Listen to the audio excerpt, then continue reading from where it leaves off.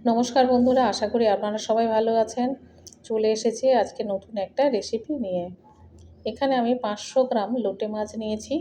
তার মধ্যে হলুদের গুঁড়ো, লঙ্কার গুঁড়ো আর দেবো জিরা গুঁড়ো এবং ধনিয়া গুঁড়ো। যে মশলাগুলো বললাম সেগুলো সব দিয়ে দিয়েছি। এবার এটা ভালো করে ম্যারিনেট করে নিতে হবে। এভাবে আলতো হাতে ম্যারিনেট করে নিচ্ছি। যেহেতু মাছটা খুব নরম, এর মধ্যে একটু সরিষার তেল দিয়ে দেব, দিয়ে আরও একটু ভালো করে ম্যারিনেট করে নেব, নিয়ে 1 ঘন্টা রেখে দেব।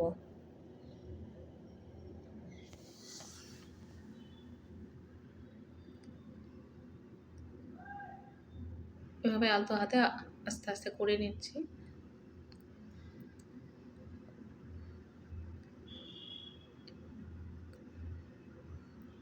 চলে এলাম 1 ঘন্টা পরে। কড়াইটা গরম হয়ে গিয়েছে, এর মধ্যে একটু তেল দিয়ে দিয়েছি, সরিষার তেল। তেলটা বেশ গরম হয়ে গিয়েছে, এর মধ্যে কুচিয়ে রাখা পেঁয়াজগুলো এর মধ্যে দিয়ে দিচ্ছি।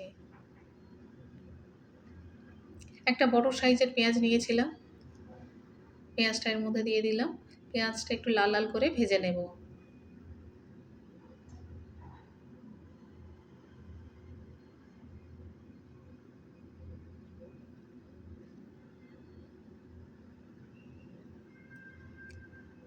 বেশ লাল লালও হয়ে এসেছে।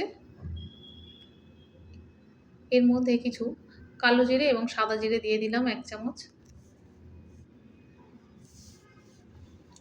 এবার দিচ্ছি রসুন বাটা দিয়ে এবার এটা ভালো করে কষিয়ে নিলাম। এর মধ্যে টমেটো কুচি দিয়ে দিলাম, দিয়ে এটা বেশ কিছুক্ষণ কষিয়ে নেব।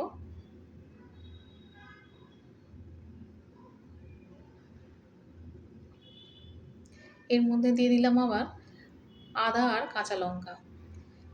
কারেন্ট ছিল না, তাই বাকি মশলাগুলো দিয়েছিলাম, দেখাইনি। এর মধ্যে জিরে গুঁড়ো, ধনিয়া গুঁড়ো আর হলুদ দিয়ে দিয়েছি।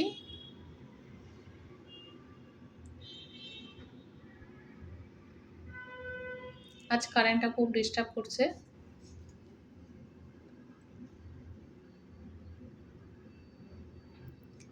এর মধ্যে স্বাদ মতো নুন দিয়ে দিলাম।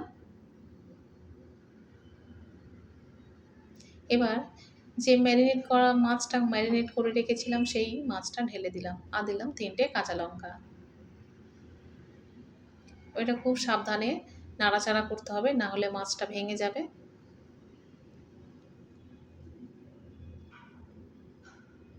এভাবে আস্তে আস্তে নাড়াচাড়া করে নেব।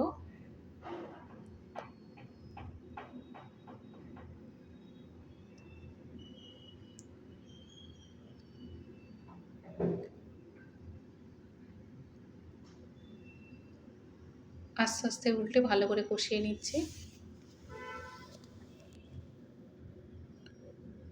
কষানো প্রায় হয়ে এসেছে। এবার এর মধ্যে জল দিয়ে দিলাম,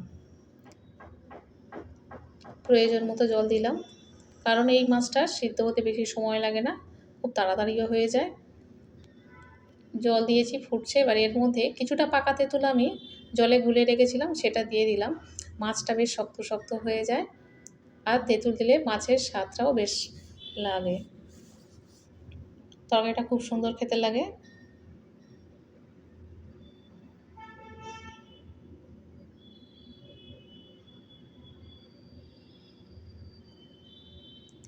আর একটু জল কমে গেলে তরকারিটা একদম হয়ে যাবে। এর মধ্যে দিয়ে দিচ্ছি সরিষা বাটা, আর একটু দিয়ে দিলাম। যেহেতু লোটে মাছের টক, একটু সরিষা বাটা দিতেই হবে। নুনটা একটু কম ছিল, সামান্য একটু নুন দিয়ে দিলাম।